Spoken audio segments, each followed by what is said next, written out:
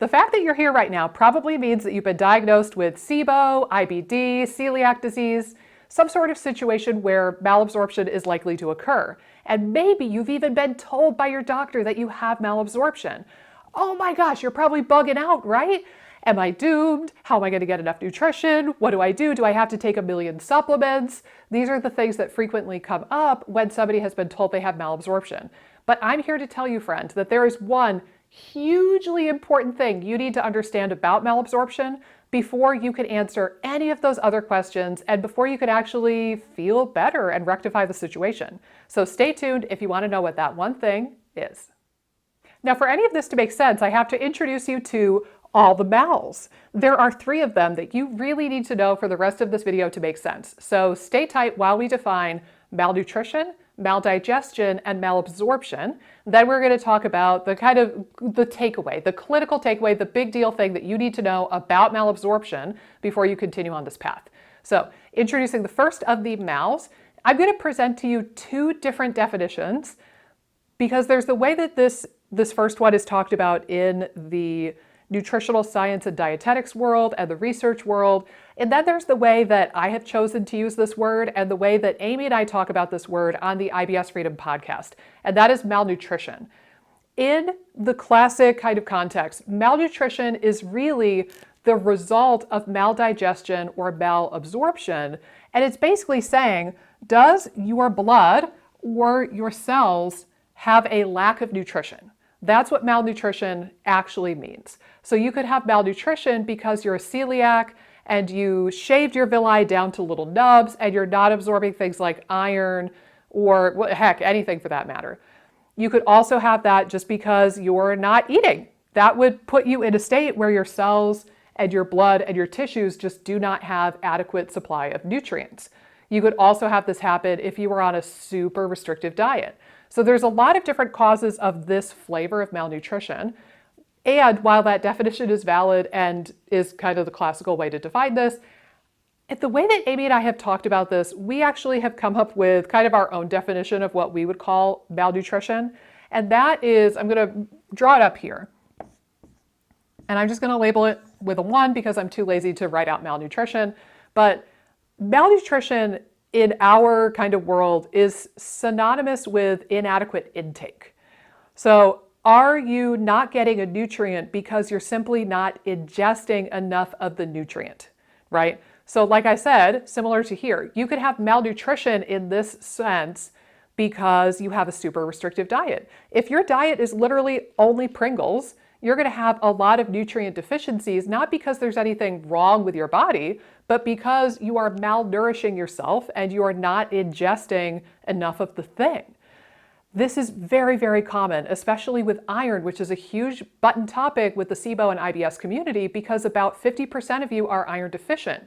So there's a lot of this dialogue of SIBO causing malabsorption and, oh my God, my iron, and what do I do? And in my finding clinically, when I have people do nutrition tracking and we really analyze the diet, I have found that the vast, vast majority of people who are iron deficient actually just don't ingest enough iron.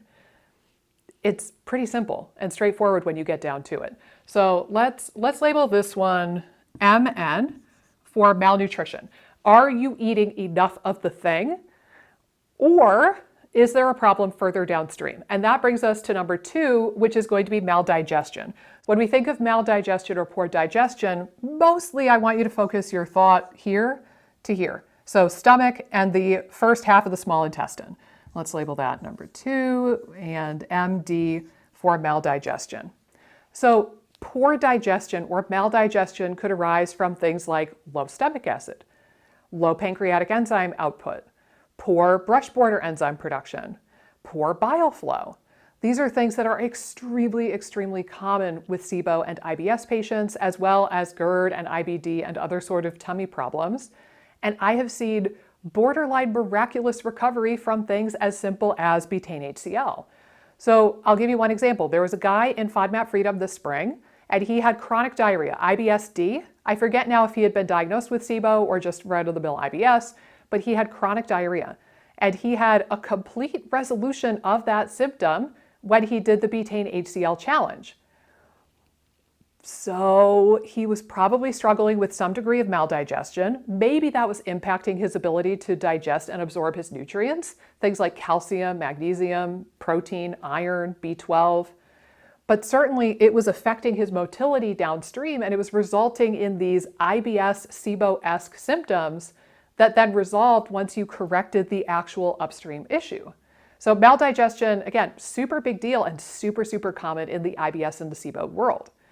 Now, the third one, and the topic really of this video, is malabsorption, right? So there's the question of, are you eating enough of the thing? And that is what I'm personally going to incorrectly call malnutrition.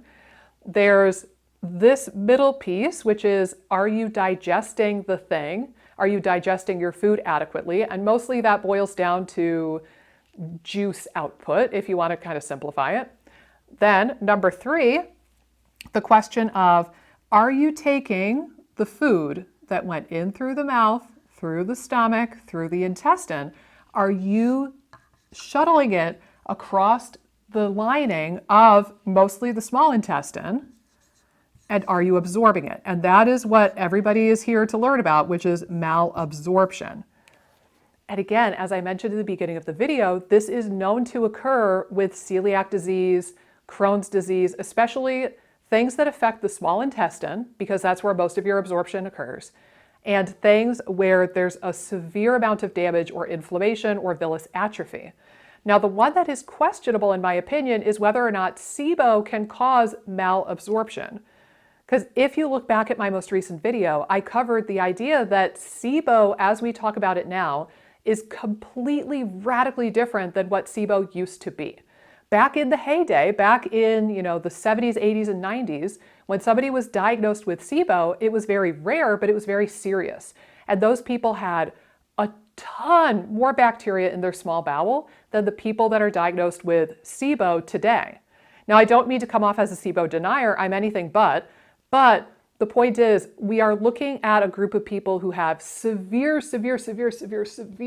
bacterial overgrowth, and we are observing that they have villus atrophy and malabsorption. And then we're looking at people who have much more mild form of the disease, if any disease at all, and we're kind of assuming that they have malabsorption and villus atrophy too, and that's just not right. That's not true. So I would personally make the argument that SIBO, as it is defined in this day and age, and the newer research, actually does not cause malabsorption. I think that that is going to be more restrained to things like celiac disease and Crohn's disease, particularly if it's early on in the progression. If you just got diagnosed with celiac disease on Tuesday and you're still eating gluten, then you probably do have bona fide actual malabsorption. But the treatment of that is to treat the celiac disease. Stop eating gluten, maybe take a bit of glutamine to patch up your gut, and then the malabsorption will go away. Similarly for Crohn's, if you have fresh Crohn's disease that was just diagnosed, once you treat the Crohn's and you allow your small bowel to heal, this issue will go away.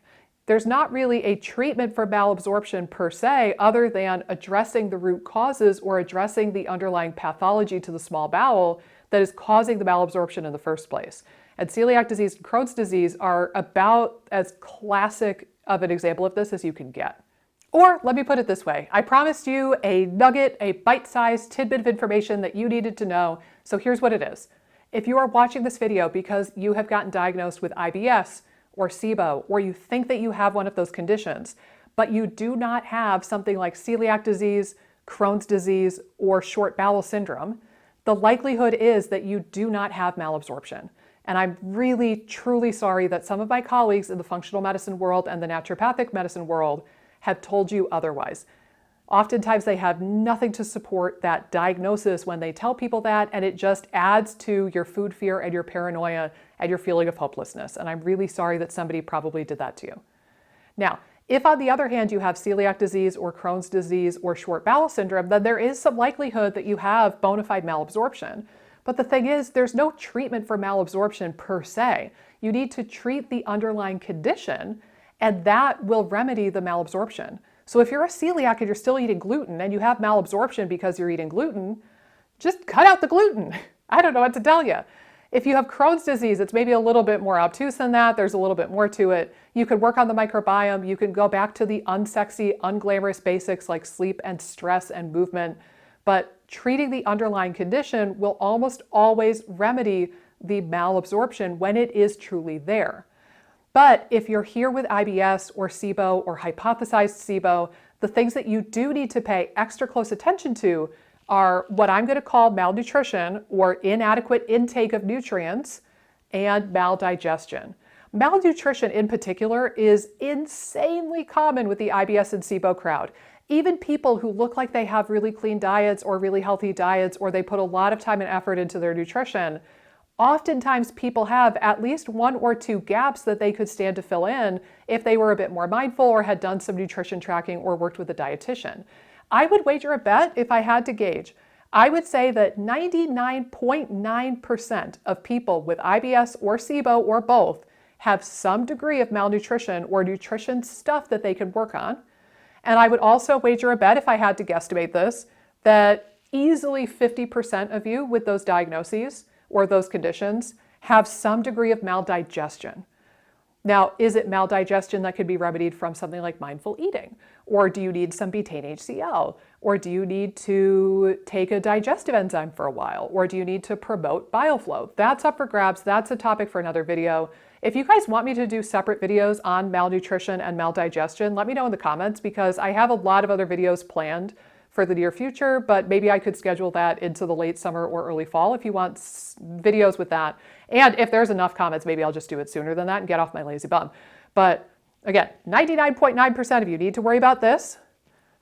Probably 50% of you have some degree of this going on. Very, very few of you in the IBS and SIBO world truly have malabsorption. And again, I'm sorry that somebody probably told you erroneously that you needed to worry about this piece, but I hope that it's a sigh of relief hearing it from me today that you really don't need to think too much about that piece of the puzzle.